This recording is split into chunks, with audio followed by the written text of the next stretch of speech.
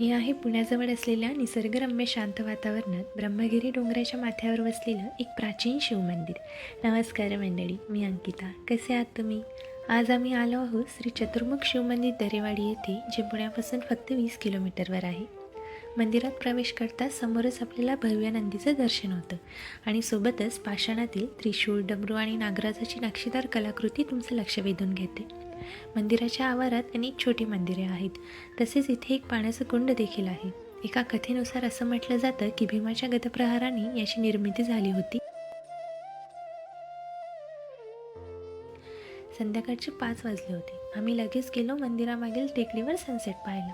थोड्या वेळ वर चालत गेलो, मग तिथे शांतपणे बसून सनसेट एन्जॉय केला. पुण्याची धावपळ, ट्रॅफिकचा गोंगाट आणि या मनाला थकवणारा स्ट्रेस, या सगळ्या गडबडीतून शांततेचा एक क्षण मिळवण्यासाठी यापेक्षा चांगली जागा असू शकत नाही. पुण्याजवळचं हे ठिकाण तुमच्यासाठी एक उत्तम वन डे ट्रिप ठरू शकतं. तुम्ही इथे नक्की भेट द्या.